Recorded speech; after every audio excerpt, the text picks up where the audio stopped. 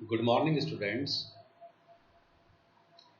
आज की इस क्लास में हम बात करेंगे अपने पहले अध्याय जिसका नाम है विलियन या सॉल्यूशंस।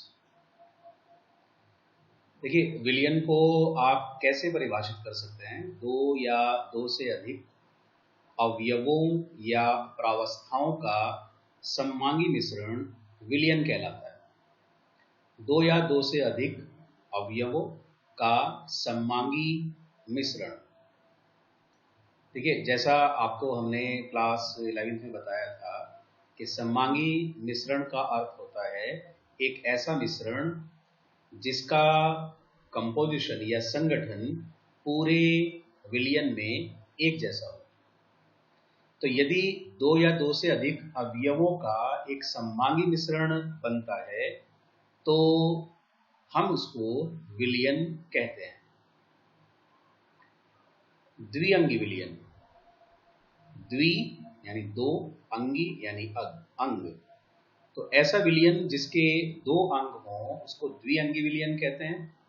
जैसे नमक और पानी का घोल, नमक और पानी के बीच में जो घोल बनेगा उसको द्विअंगी विलियन कहेंगे।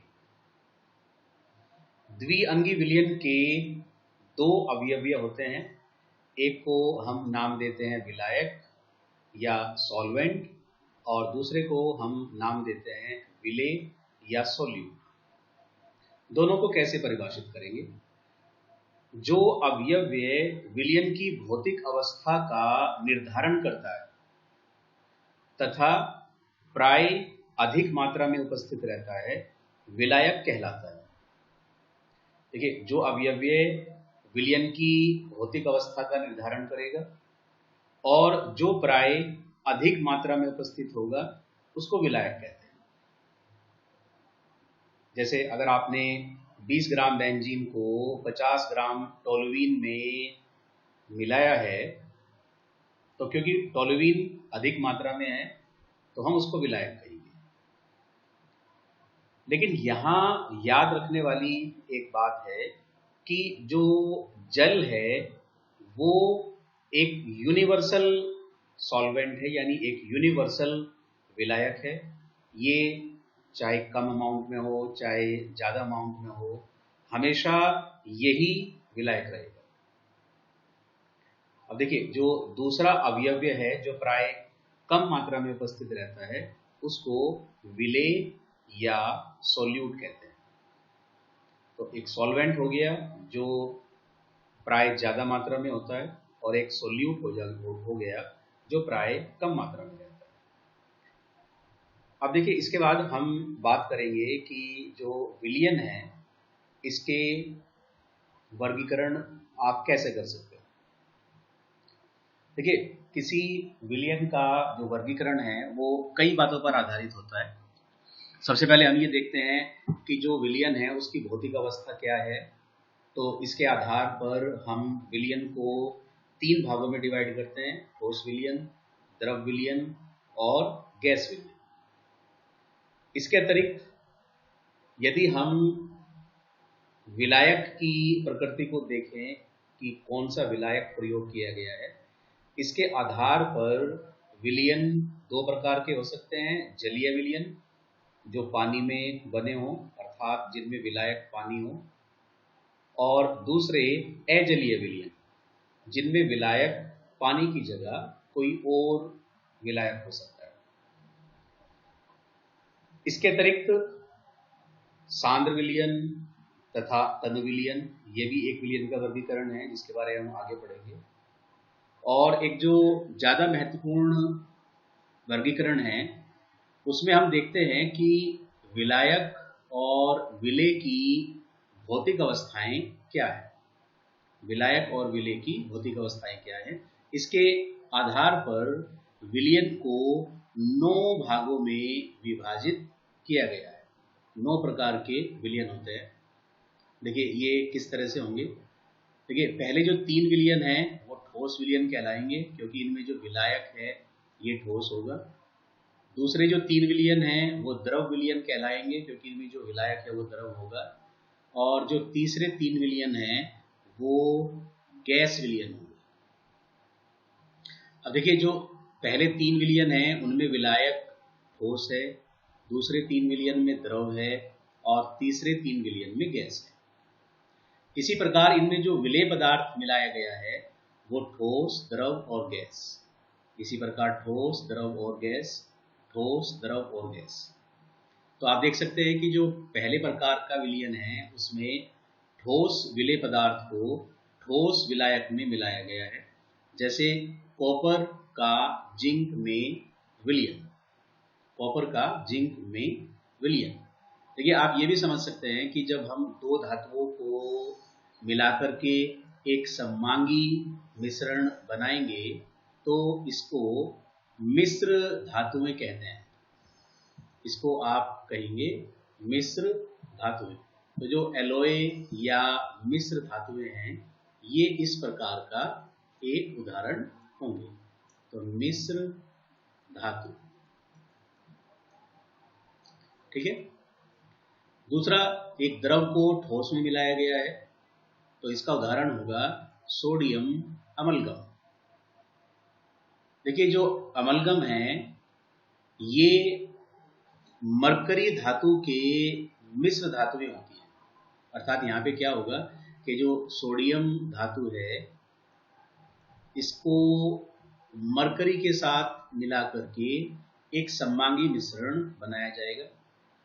इसी प्रकार गैस को अगर हम ठोस में मिलाते हैं तो जैसे H2 का पैलेडियम में विलयन, ठोस को द्रव में मिलाएंगे, ये सबसे सामान्य प्रकार के विलयन होते हैं, जैसे चीनी और पानी का विलयन।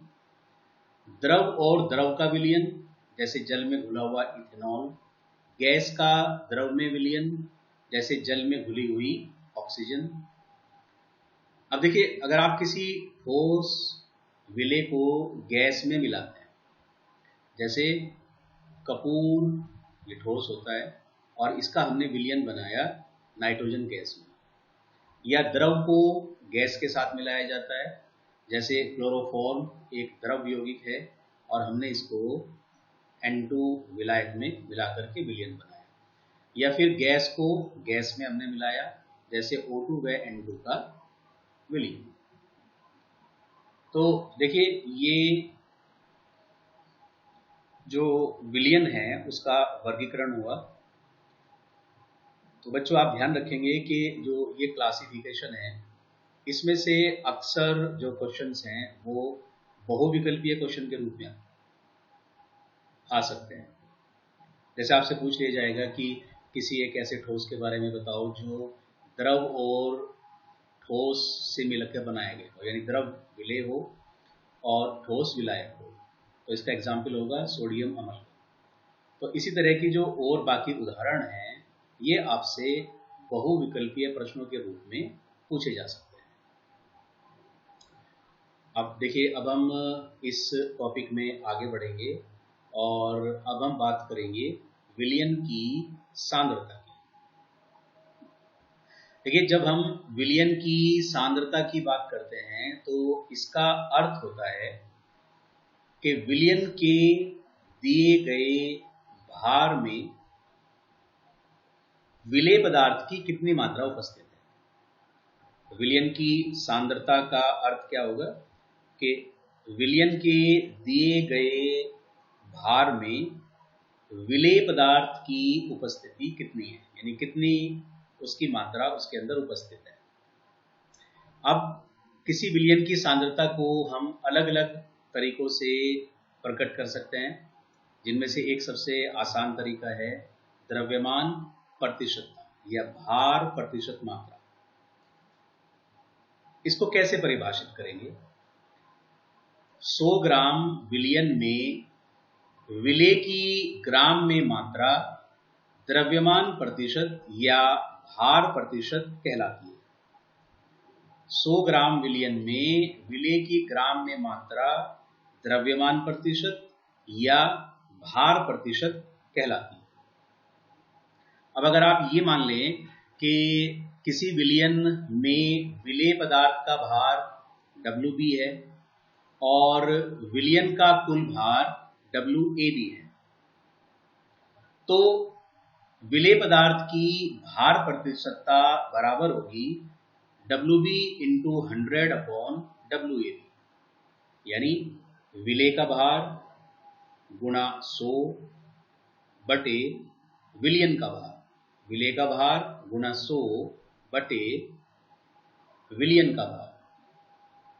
अब देखिए, जिस तरह से ये द्रव्यमान प्रतिशतता है, इसी प्रकार आयतन प्रतिशतता हो सकती है। इसमें आप विलयन के 100 ग्राम के स्थान पर 100 मिलीलीटर विलयन लेंगे और विलेय के ग्राम के स्थान पर हम जो विलेय है उसका आयतन लेंगे। ठीक है, तो द्रव्यमान प्रतिशतता आपको समझ में आ गई, आयतन प्रतिशतता मैंने आपको बता दी, और इसके अलावा हो सकती है द्रव्यमान आयतन प्रतिशतता, जिसमें विलयन का आयतन लेंगे और विलेय पदार्थ का भार लेंगे, तो उसको आप द्रव्यमान आयतन प्रतिशतता कह देंगे। लेकिन देखिए, जो सबसे महत्वपूर्ण है वो यही द्रव्यमान प्रतिशतता है, तो आप इसको पढ़ लेंगे। इसके अलावा जो एक और भाग होता है वो है पार्ट्स पर मिलियन।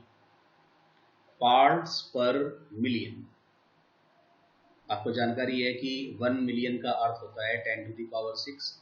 तो हम कहते हैं, देखिए जैसे यहाँ पे हमने कहा था कि 100 ग्राम मिलियन में, यहाँ पे हम कहेंगे 1 लाख ग्राम मिलियन में, या फिर 10 लाख ग्राम मिलियन में, या 1 मिलियन ग्राम मिलियन में उपस्थित विलेय पदार्थ की मात्रा को ppm कहते हैं। 10⁶ ग्राम विलयन में उपस्थित विलेय पदार्थ की ग्राम मात्रा को ppm कहते हैं। तो ppm का सूत्र क्या होगा? ppm बराबर WB × 10⁶/WAB। ये विलेय का भार, ये विलयन का भार इंटू 10⁶। अब देखिए, अगर आप 10⁶ की जगह 100 कर देते हैं तो ये परसेंटेज बन जाएगी, और अगर आप परसेंटेज की जगह 10⁶ कर देते हैं तो ये पार्ट्स पर मिलियन बन जाएगी। अब हम आगे बढ़ते हैं, मोल प्रभाज या मोल अंश। देखिए, न्यूमेरिकल प्रश्नों की दृष्टि से ये टॉपिक काफी इम्पोर्टेंट है। अब हम देखेंगे कि इसकी जो परिभाषा है वो क्या होगी। मोल प्रभाज या मोल अंश। एक विलयन में किसी घटक के मोलों की संख्या, हमारे पास एक विलयन है और उसमें कोई भी एक घटक है, चाहे वो विलायक हो चाहे वो विलेय हो, तो एक विलयन में किसी घटक के मोलों की संख्या तथा विलयन के कुल मोलों की संख्या, अर्थात विलायक के मोल तथा विलेय के मोल, इन दोनों को जोड़कर, तो एक विलयन में किसी घटक के मोलों की संख्या तथा विलयन के कुल मोलों की संख्या के अनुपात को उस घटक का मोल अंश या मोल प्रभाज कहते हैं। मान लीजिए किसी विलयन में विलेय के मोल्स Nb हैं और विलायक के मोल Na हैं। विलेय के मोल Nb हैं, विलायक के मोल Na हैं, तो टोटल मोल्स कितने होंगे? Na + Nb। और विलेय का मोल प्रभाज, जिसको हम काई B से रिप्रेजेंट करते हैं, तो काई B इक्वल होगा Nb/Na + Nb, और काई A इक्वल होगा Na/Na + Nb।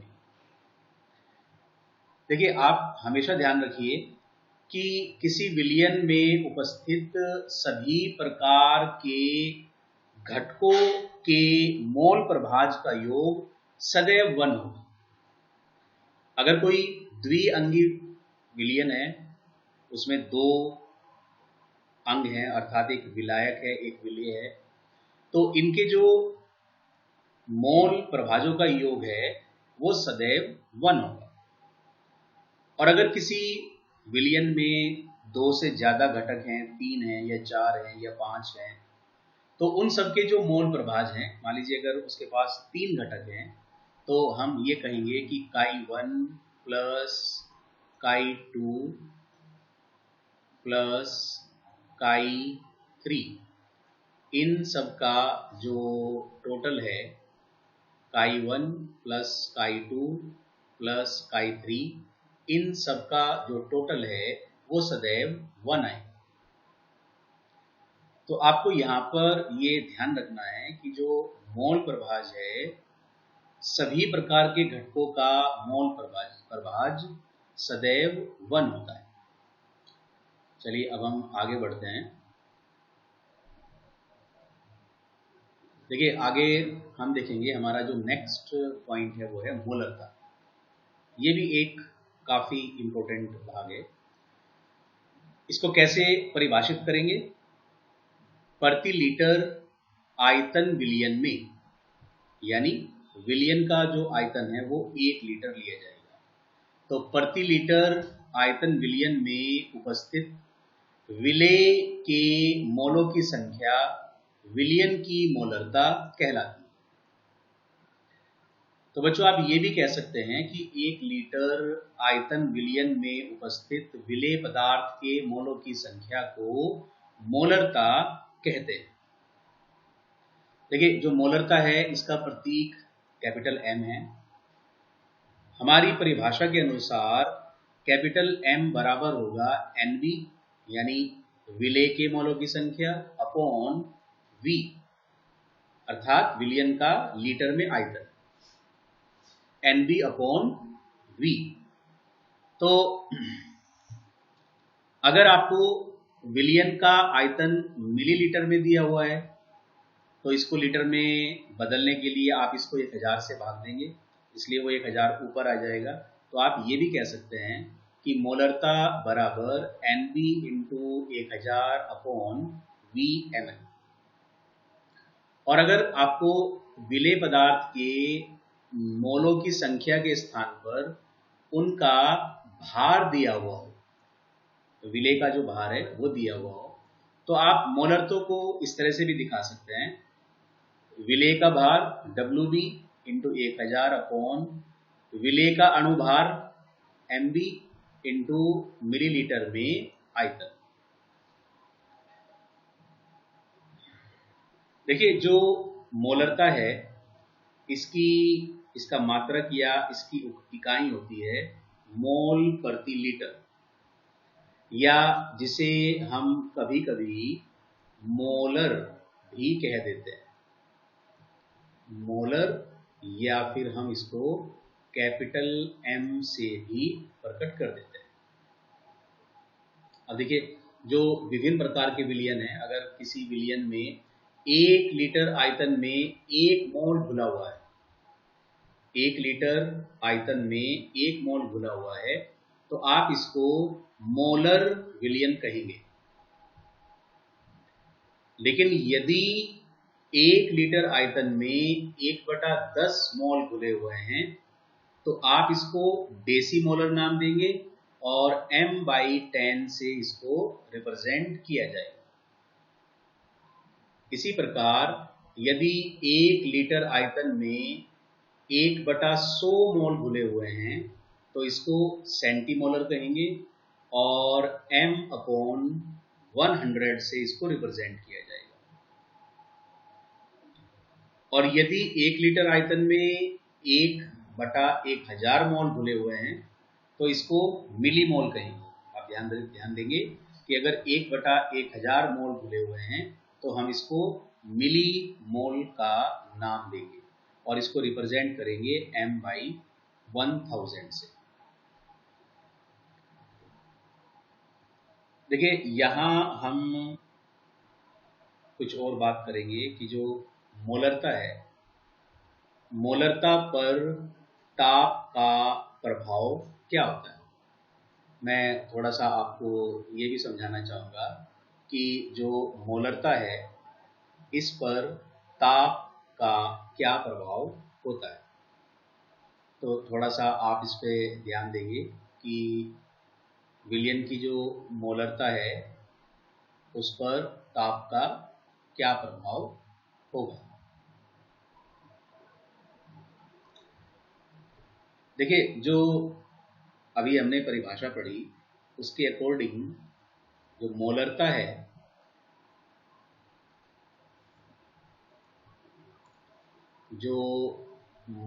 है ये डायरेक्टली प्रोपोर्शनल होती है आयतन के।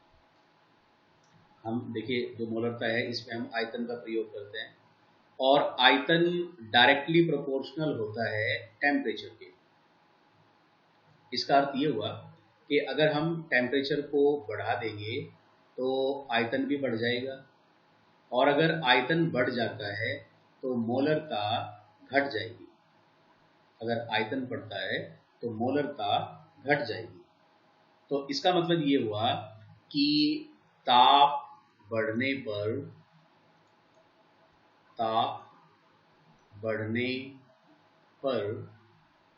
मोलरता कम हो जाएगी।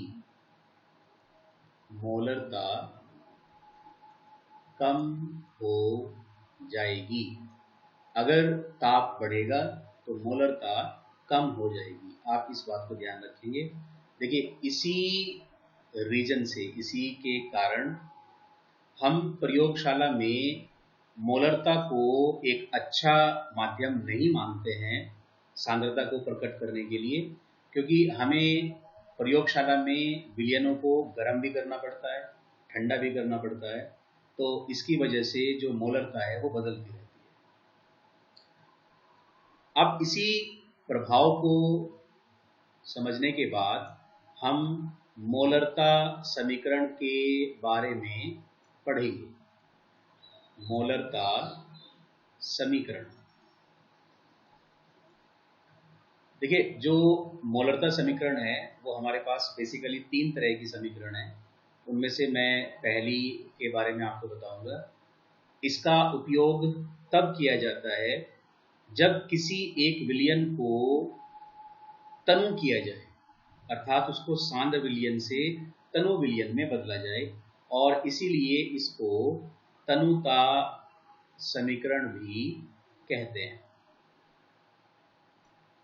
देखिए, मान लीजिए हमारे पास एक विलयन है जिसकी मोलरता m1 है तथा उसका जो आयतन है वो V1 है।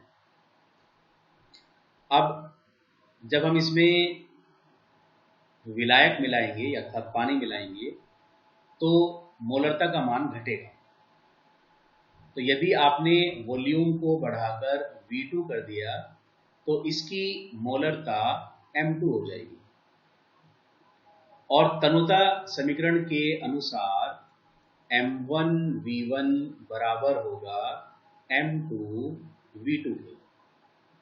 देखिए, M1 और V1 ये तनुता से पहले की कंडीशन है, तनुता से पहले, और जो M2 और V2 है ये तनुता के बाद की कंडीशन है, तनुता के बाद।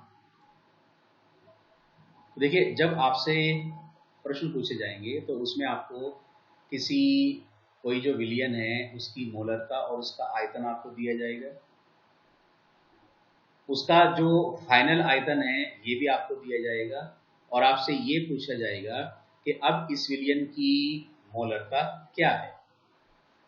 या फिर ऐसा भी हो सकता है कि आपको किसी विलयन की मोलरता दी गई हो, उसका आयतन दिया गया हो, और आपको तनु करने के बाद जो विलयन बना उसकी मोलरता आपको दे दी जाएगी, और आपसे पूछ लिया जाएगा कि उसका फाइनल आयतन कितना होगा।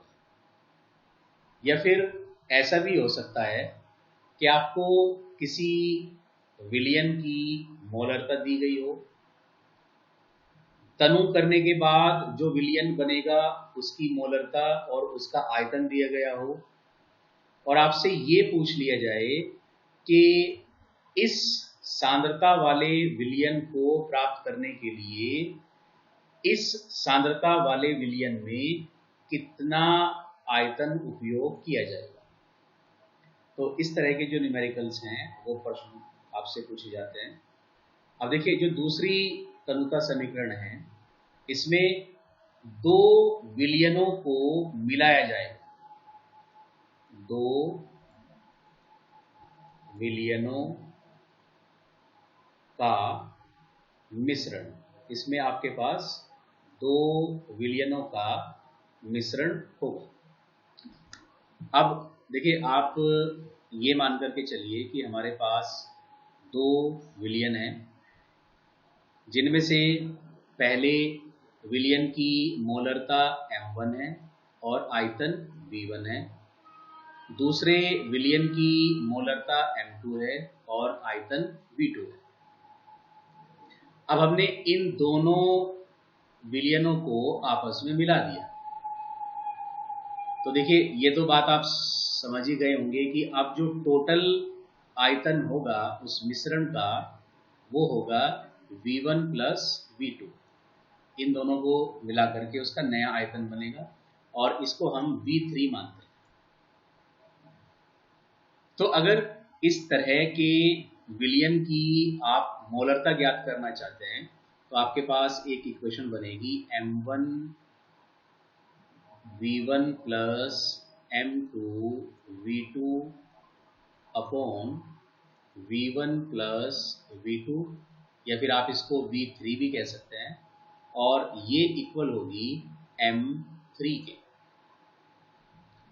तो अगर आपको दो अलग अलग विलयन दिए हुए हैं, तो आप ये पता लगा सकते हैं कि उनको मिलाने के बाद जो नया विलयन बनेगा उसकी मोलरता यानी m3 कितनी होगी। तो देखिए, अभी मैंने आपको जो दो तरह की मोलरता समीकरण है वो बताई है। अब हम अपने टॉपिक के ऊपर वापस चलते हैं, जो हम अपना टॉपिक पढ़ रहे थे। इसमें हम आगे बढ़कर मोलरता के बारे में पढ़ेंगे। अब हमारे पास आ जाता है मोलरता। परिभाषा देखेंगे, प्रति किलोग्राम विलायक में उपस्थित विलेय के मोलों की संख्या को मोलरता कहते हैं। प्रति किलोग्राम विलायक में उपस्थित मोलों की संख्या। देखिए, हमारे पास यहां अब विलायक का भार होगा। यहां हमारे पास विलायक का भार होगा।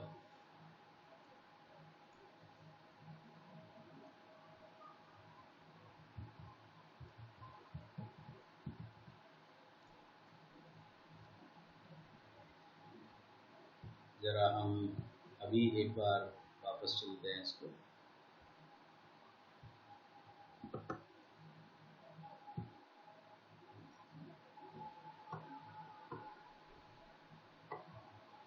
वीडियो भी काफी लंबी हो गई है हमारी वैसे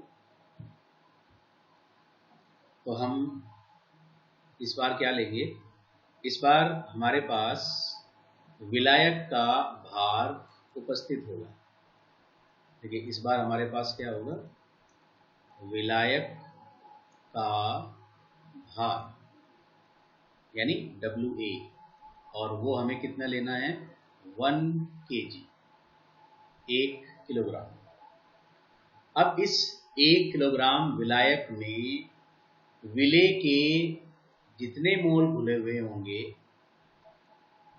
विलेय के मोल यानी NB, तो इसको आप कहेंगे मोलरता।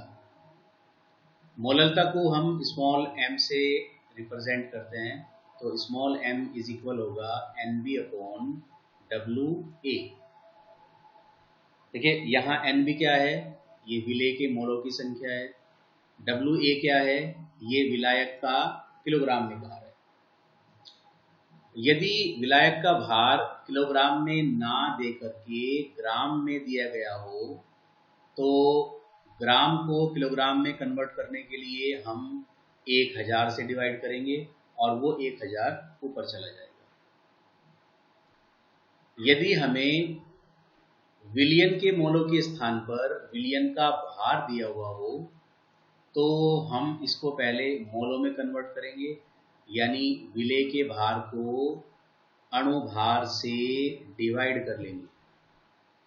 विलेय का भार अपॉन विलेय का अणुभार, तो ये मोलों की संख्या हो जाएगी इंटू 1000 अपॉन WA। तो देखिए ये मोललता हो गई। यहाँ आपको ये समझना भी जरूरी है कि मोललता